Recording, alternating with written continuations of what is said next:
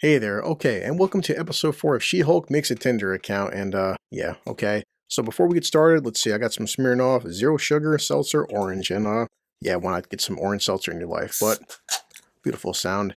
Okay, so as the first 3 episodes, this episode is pure friggin' pointless and just seems like nothing but filler, and I guess there's some kind of a plot, and stay tuned as I try to tell you what happens, and as usual, why you should avoid this show, and yeah, so She-Hulk, at least she's not twerking anymore, but she's being egotistical and catfishing people. I hate terms like catfishing, but that's the age we live in and stuff. But at least the good part is we get more of Wong. Yeah, not bad, orange. And okay, well, sit back and just enjoy the intro.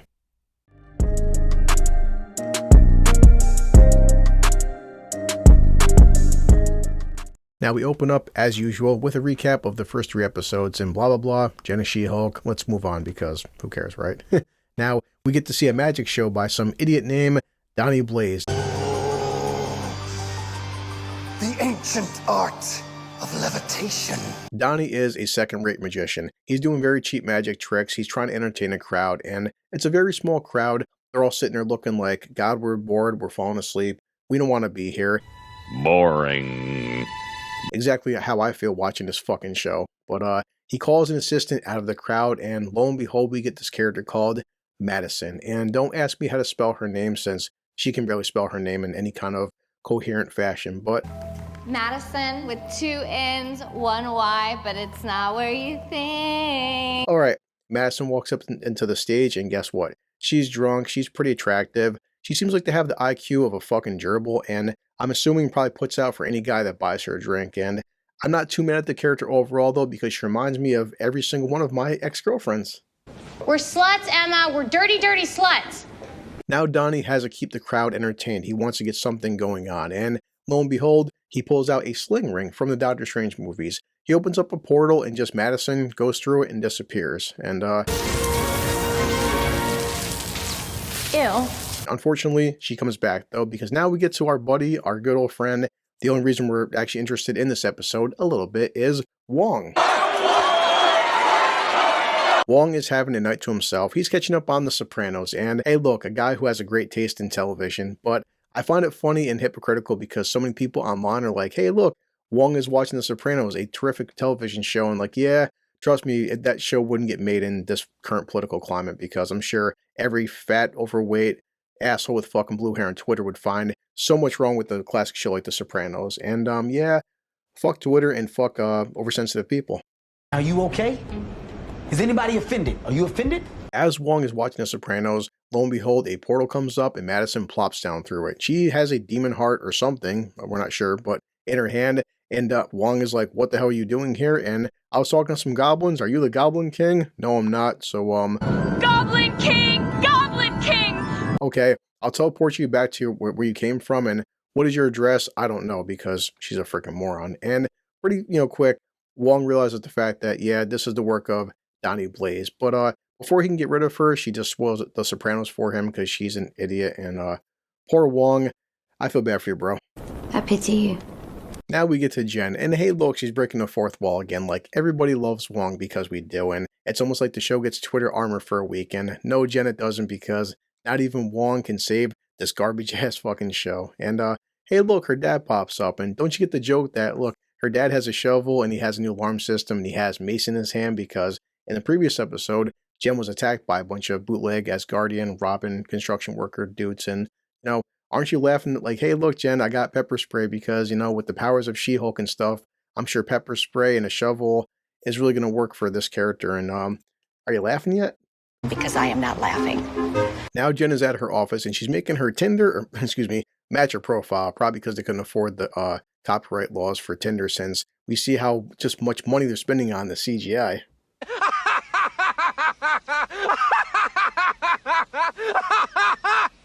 Now, Wong shows up and he's talking to Jennifer about he wants to get a cease and desist against Donnie Blaze, because the guy's a moron and he's tampering with abilities and powers that are well beyond his comprehension. And also, it's pretty freaking dangerous tampering with this kind of magic that potentially could end the universe. And this scene feels pretty pointless because Jennifer is asking Wong questions like, well, when people train to become sorcerers, are they signing like NDAs and contracts? And no, because why would they? In terms of like the arts of magic in the mystical realm, and okay, whatever. So Your contract when he began training? Students pledge themselves to be loyal servants of the mystic arts.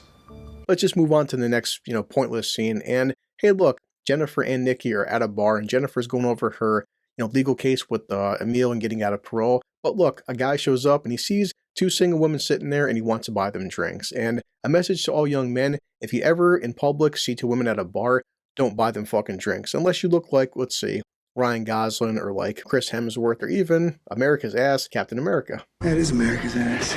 Now Nikki has Jen's phone and she's showing her the art of online matchmaking, where just swipe on everything and maybe 1/3 of the profiles you match with, and then the real filtering begins, because that is most people on these dating apps. Trust me, I've been there and it's pretty brutal, but it is what it is.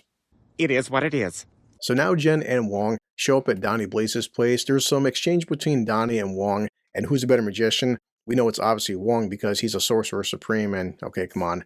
And in the end of this whole little exchange here, Jen gives him a cease and desist because of his bullshit magic. And let's move on to Jennifer's first date. And it goes about as well as you can imagine. And Sucked then, it sucks now. I'm not actually mad for the first time in 4 fucking episodes, because the guy she's sitting across, total douchebag. He wants a billing on her, making her pay for all the drinks, gets on his phone and calls her a 6 at best. And I'll give him this. She is pretty damn cute. I can forgive this much because I've met guys and I've known people that act just like this. So, hey, for the first time in 4 episodes, I'll give you a drink, because a lot of guys out there are this kind of slimy, and okay, I'll give you this one and you're only getting one.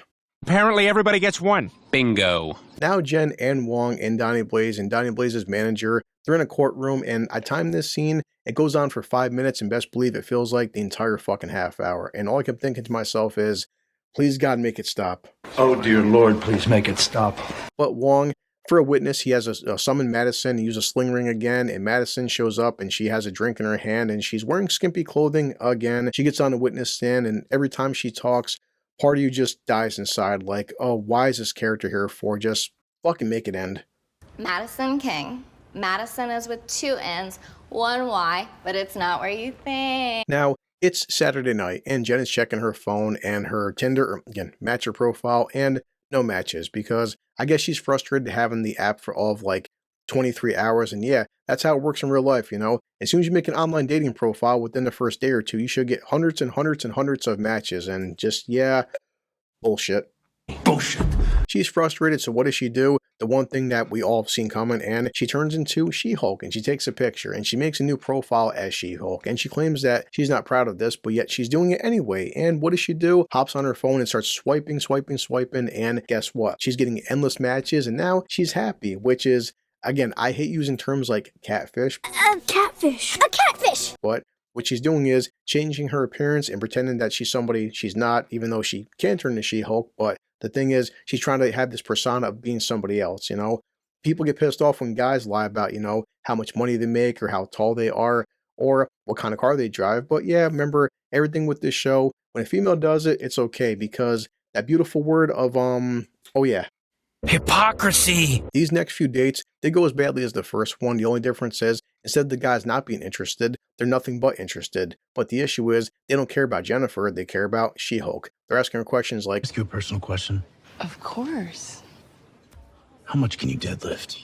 what kind of powers do you have? Super speed, night vision, impenetrable skin. Yeah, my skin is impenetrable. You are a great specimen. They actually say, they call her a specimen. And are you laughing yet? I'm not laughing anymore. She finally connects with this hot doctor because the guy's good looking, and for the first time, he actually doesn't want to talk about himself. He wants to hear all about her, and she's so flustered, like, wow, a guy who actually wants to hear me talk and just shut up. And holy shit, for the rest of us assholes that are single and can't find somebody, if only it was so easy on a first date to just never say anything, listen to the woman talk, and she'll take you home and sleep with you. Like, yeah, that always works.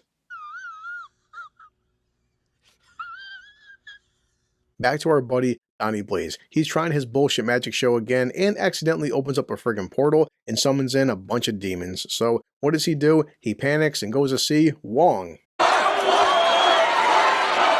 Now Wong has to fix the situation, and Donnie is like, what do I do? So Wong is like, call my lawyer. And Friggin' Donnie Blaze is trying to call Jennifer. She's not picking up her phone because she's with the hot doctor and she won't stop talking about herself. And it's a pretty slick strategy by the guy because he knows if she just keeps talking, what he's going to get later on. And don't worry, it does pay off for the guy because sometimes just patience is a virtue. I'm so getting laid. Now Wong opens a portal into Jennifer's apartment and he tells her that he needs her help. And she's like, what do you need me to do? And he's like, be a Hulk, because I'm not sure exactly what I'm supposed to be doing here. Be a Hulk! he says that he's been fending these things off and he needs to fix the portal, which I don't understand the entire point of this sequence or why she's even there for, because she tries to kill one or two of these things. They can't die, but also they can't hurt her. And he's like, well, I need your help. But the thing is, she's throwing sometimes one or two at a time towards this portal. None of these demons are attacking him whatsoever. And considering there's hundreds of these things around this auditorium, and then after he closes the portal, he's taking a lasso and just throwing dozens and dozens in at a time to the portal. At the very end, he makes this kind of like vacuum and tornado effect and sucks the rest of the demons into the portal. And I'm thinking to myself that, well, if you could have just made this vacuum effect kind of portal situation, why not just hop through, do that off the bat, then fix the portal? Because there just seems to be no point of Jen being there except just like being filler, wasting time, and just what the fuck was the point of this damn sequence? It's pointless. Now Wong opens up a portal and drops Jen down onto her hot date who's sitting there on her couch reading this book called Bad Feminist, and I'm like, really, dude?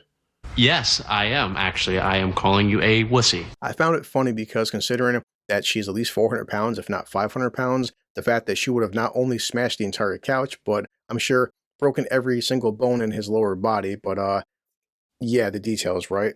Oh, yeah. I had snoo. But hey, guess what? Jen is happy, he's happy, because she picks him up and walks her to her bedroom, and hey, she's about to get what she's wanted this entire time. And okay, after 4 episodes, for the first time, I actually laughed, and I can't believe it. It's like, holy shit, I actually laughed. Holy shit. I laughed not because this was comedy, because of the endless fucking hypocrisy and like the whole I got you moments, and like, damn, doesn't it feel friggin' bad to have someone treat you like this? Because Jen wakes up and guess what? She's not in Hulk form anymore. She's in Jen form. And the hot doctor guy comes out and he's like, hey, who are you? And she's like, I'm Jen. He's like, and this is just me and not She-Hulk form and Jen form. And he's like, oh yeah, this is Have you ever seen Coyote Ugly? Wasn't expecting that. And just there's so much to unpack with this. Like, number one, okay, apparently he didn't know that Jennifer Walters was She-Hulk, even though she's on the fucking news everywhere and it's kind of like public knowledge right now. And but okay, he's just that stupid apparently, despite being a doctor and apparently being smart. But yeah, he didn't know that Jennifer Walters was She-Hulk. And also, he doesn't recognize her in her human form, which means the entire time they were having fun last night, she was in She-Hulk form the entire sequence. And considering, okay, when she's in She-Hulk form, everything gets bigger, from, you know, her height to her breast to her muscles to her hair, her face, her hands, feet, and every part of her gets a lot bigger and assumingly deeper. And just, you ever hear that expression of throwing a hot dog down a hallway? This is a totally deep hole. Yeah! This guy is kind of shallow and it is kind of fucked up, where he's like, yeah, I'm not going to take breakfast. I'm just going to get out of here because I didn't expect to see this version of you, you know? Jen, and without She-Hulk form, is just being Jen. Obviously, he's not attracted to Jen. He was attracted to She-Hulk. But like, the just hypocrisy of, you're upset that he's not into you for being She-Hulk, but you only got him because you were in She-Hulk form. And also, you only really taught this guy because you were attracted to him as well. So yeah, I just love the hypocrisy. Hypocrisy! What really sucks is that the character of Jennifer should have some kind of like, you know, character arc. She should take a nice big fucking piece of humble pie and eat that shit and learn the very valuable lesson of like, yes, what the doctor did was fucked up. What he did was shallow. And you know what? You're just as fucking bad as him, because the thing is, 2 wrongs do not make a right. you know, for you baited him as much as he baited you. Yes, no doubt in 2022, a lot of females out there feel the need to hop on these different dating apps and lie about themselves, you know, use different filters, wear different kinds of fucking makeup, have different, you know, pictures from different angles, because a lot of guys out there are shallow. No doubt that does happen, but Remember, the door swings both ways. That's it. you make it act like it only happens one way, because you know what? Try being a dude in 2022 and making these fucking profiles. And I'm sorry to go on this kind of quick off rant about, you know, dating in 2022 as a guy, but yeah, I mean, studies have been fucking proven. Let me put down I'm 5'6" and watch how many matches I don't get. Then I put down I'm 5'10" and watch the number go up. Let me put down I make $45,000 a year, watch how many matches I don't get. Let me put down I make $200,000 a year. Watch how many matches I do get. And the list goes on and on and on. If I drive, a 2012 used Volvo or something, I'll get a certain amount of matches, which is 0. But then I put down a fucking Lamborghini and watch my matches go through the fucking roof. It's been done. And the premise I'm saying is that, you know what? And the character arc of Jen right now is sometimes you can be just as fucking shallow as we can. The difference is you should be learning from this, but you won't. And that's it. So, well, did you guys learn your lesson? Sorry for my quick rant, but moving on to the end of this bullshit. Almost over. It's almost over. The last scene that we get is Jen gets a knock on her door, and guess what? She's being served because a character from episode 1, Titania, she's apparently suing Jen for the trademark of She-Hulk. And don't worry, it'll be the next episode, and the payoff sucks as anything. But, 1 second, we get a post-credit scene, and our buddy, Wong. But now Wong, he's watching This Is Us, and he's hanging out with Madison again. Why? Because, I don't know, she probably puts out easy, and she's, has a decent chest, and come on, let's be honest, he's not hanging out with Madison for her fucking winning personality, and, work the pipe and swallow the gravy. Yeah, it's a little post-credit scene. They're going through different drinks that she wants to drink, and just, I'm telling myself that, just please, God, make it stop. Make it stop! So that's it. That's episode 4 of, The Adventures of a Green Woman Making a Tinder Profile. That didn't work out for her and didn't go the way that she wanted. But as usual, always great to see friggin' Wong, the only good part of the episode that I liked. But I'm happy. The first time in 4 episodes, I finally fucking laughed because, you know what, Jen? Sometimes when you're an asshole, you get what you deserve. You get what you fucking deserve.